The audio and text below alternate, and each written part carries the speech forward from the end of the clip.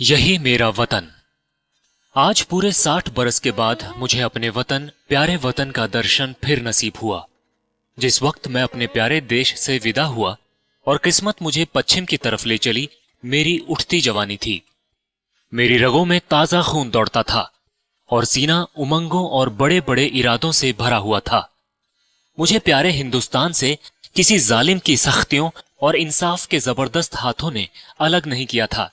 नहीं, जालिम का जुल्म और कानून की सख्तियां मुझसे जो चाहे करा सकती हैं, मगर मेरा वतन मुझसे नहीं छुड़ा सकती। यह मेरे बुलंद इरादे और बड़े बड़े मंसूबे थे जिन्होंने मुझे देश निकाला दिया। मैंने अमेरिका में खूब व्यापार किया, खूब दौलत कमाई और खूब ऐश किए। भाग्य से बीवी भी ऐसी पाई जो अपने रूप में बेजोड़ थी, जिसकी खूबसूरती की चर्चा सारे अमेरिका में फैली हुई थी और जिसके दिल में किसी ऐसे ख्याल की गुंजाइश भी न थी जिसका मुझसे संबंध न हो। मैं उस पर दिलो जान से न्योछावर था और वह मेरे लिए सब कुछ थी। मेरे 5 बेटे हुए, सुंदर, हृष्टपुष्ट और नेक, जिन्होंने व्यापार को और भी चमकाया और जिनके भोले नन्हे बच्चे उस वक्त मेरी गोद में बैठे हुए थे जब मैंने प्यारी मातृभूमि का अंतिम दर्शन करने के लिए कदम उठाया। मैंने बेशुमार दौलत, वफादार बीवी, सपूत बेटे और प्यारे प्यारे जिगर के टुकड़े, ऐसी ऐसी अनमोल नेमतें छोड़ दी, इसलिए कि प्यारी भारत माता का अंतिम दर्शन कर लूं। मैं बहुत बूढ़ा हो गया था। 10 और हो तो पूरे 100 बरस का हो जाऊं। और अब अगर मेरे दिल में कोई आरजू बाकी है तो यही कि अपने देश की खाक में मिल जाऊं। यह आरजू कुछ आज ही मेरे मन में पैदा नहीं हुई है, उस वक्त भी थी जबकि मेरी बीवी अपनी मीठी बातों और नाजुक अदाओं से मेरा दिल खुश किया करती थी, जबकि मेरे नौजवान बेटे सवेरे आकर अपने बूढ़े बाप को अदब से सलाम करते थे। उस वक्त भी मेरे जिगर में एक कांटा सा खटकता था और वह कांटा यह था कि मैं यहाँ अपने देश से निर्वासित हूँ। यह देश मेरा नहीं है, मैं इस देश का नहीं हूँ। धन मेरा था, बीवी मेरी थी, लड़के मेरे थे और जायदादें मेरी थी, मगर जाने क्यों मुझे रह रहकर अपनी मातृभूमि के टूटे फूटे झोंपड़े, 4-6 बीघा मौरूसी जमीन और बचपन के लंगोटिया यारों की याद सताया करती थी। और अक्सर खुशियों की धूमधाम में भी यह ख्याल चुटकी लिया करता कि काश अपने देश में होता। मगर जिस वक्त बंबई में जहाज से उतरा और काले कोट पतलून पहने टूटी फूटी अंग्रेजी बोलते मल्लाह देखे, फिर अंग्रेजी दुकानें, ट्रामवे और मोटर गाड़ियां नजर आईं, फिर रबड़ वाले पहियों और मुंह में चुरुट दाबे आदमियों से मुठभेड़ हुई, फिर रेल का स्टेशन और रेल पर सवार होकर अपने गांव को चला, प्यारे गांव को जो हरी भरी पहाड़ियों के बीच में आबाद था, तो मेरी आंखों में आंसू भर आए। मैं खूब रोया, क्योंकि यह मेरा प्यारा देश न था। यह वह देश न था जिसके दर्शन की लालसा हमेशा मेरे दिल में लहरें लिया करती थी। यह कोई और देश था। यह अमेरिका था, इंग्लिस्तान था, मगर प्यारा भारत नहीं। रेलगाड़ी जंगलों, पहाड़ों, नदियों और मैदानों को पार करके मेरे प्यारे गांव के पास पहुंची, जो किसी जमाने में फूल पत्तों की बहुतायत और नदी नालों की प्रचुरता में स्वर्ग से होड़ करता था। मैं गाड़ी से उतरा तो मेरा दिल बांसों उछल रहा था। अब अपना प्यारा घर देखूंगा, अपने बचपन के प्यारे साथियों से मिलूंगा। मुझे उस वक्त यह बिल्कुल याद न रहा कि मैं 90 बरस का बूढ़ा आदमी हूं। ज्यों-ज्यों मैं गांव के पास पहुंचता था, मेरे कदम जल्द जल्द उठते थे और दिल में एक ऐसी खुशी लहरें मार रही थी जिसे बयान नहीं किया जा सकता। हर चीज पर आंखें फाड़ फाड़ कर निगाह डालता।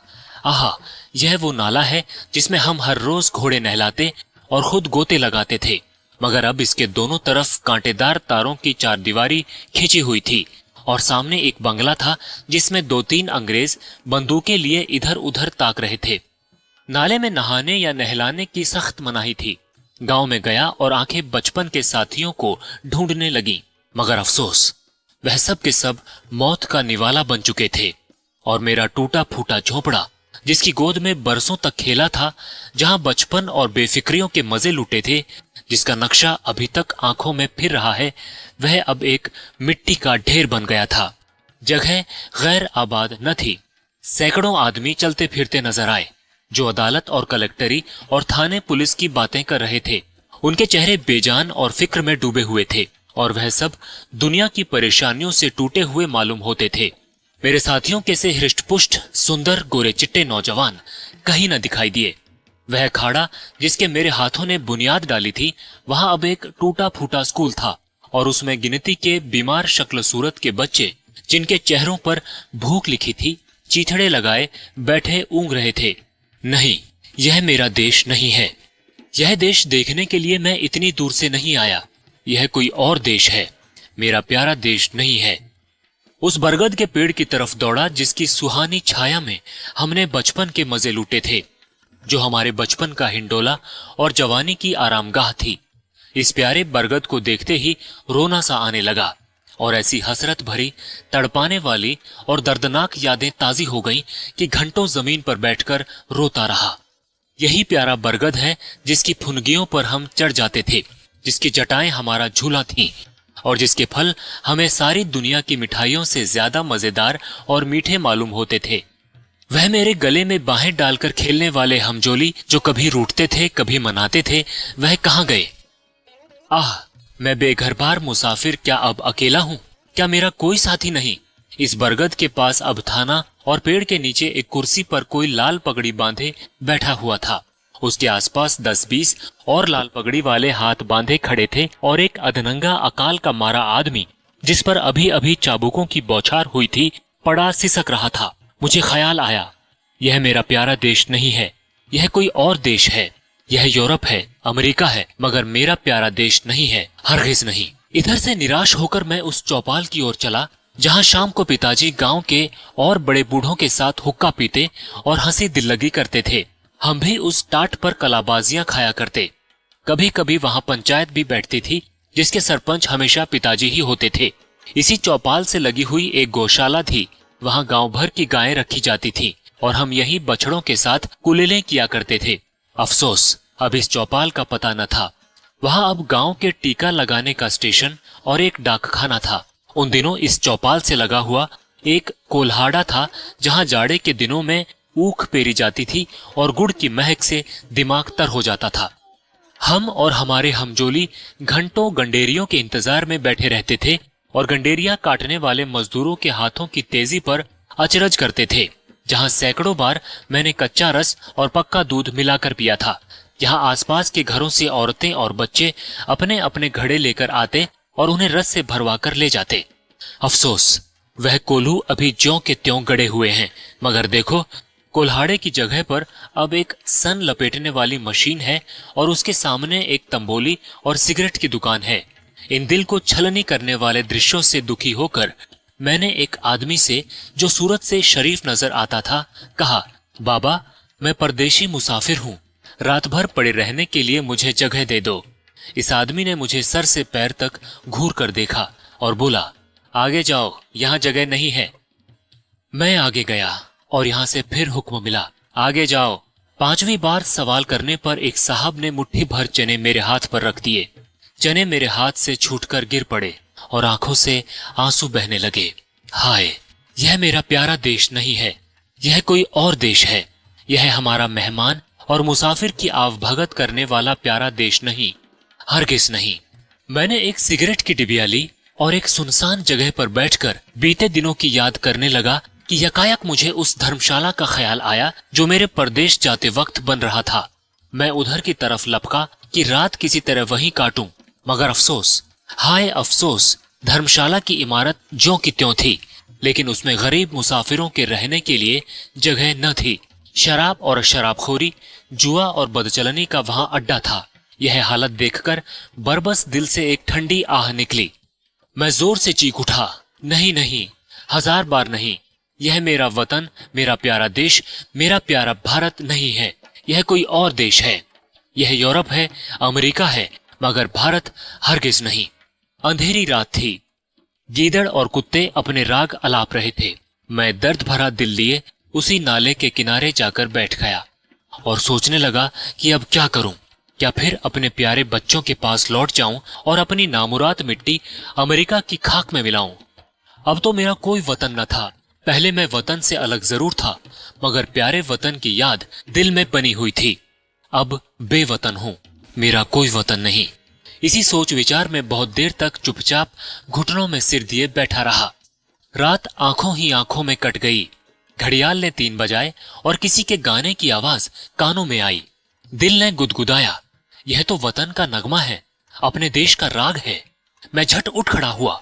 क्या देखता हूं कि 15-20 औरतें, बूढ़ी, कमजोर, सफेद धोतियां पहने, हाथों में लोटे लिए स्नान को जा रही हैं और गाती जाती, प्रभु मेरे अवगुण चित न धरो।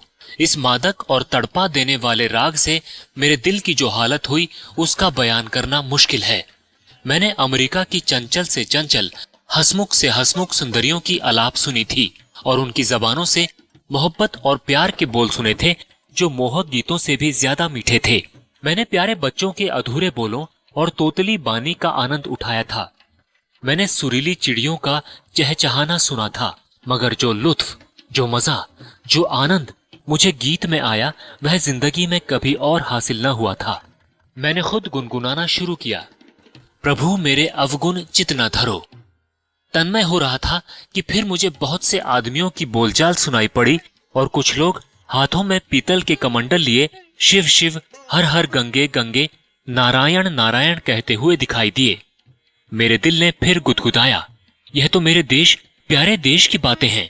मारे खुशी के दिल बाग बाग हो गया। मैं इन आदमियों के साथ हो लिया और 1 2 3 4 5 6 मील पहाड़ी रास्ता पार करने के बाद हम उस नदी के किनारे पहुंचे जिसका नाम पवित्र है, जिसकी लहरों में डुबकी लगाना और जिसकी गोद में मरना हर हिंदू सबसे बड़ा पुण्य समझता है। गंगा मेरे प्यारे गांव से 6-7 मील पर बहती थी और किसी जमाने में सुबह के वक्त घोड़े पर चढ़कर गंगा माता के दर्शन को आया करता था। उनके दर्शन की कामना मेरे दिल में हमेशा थी।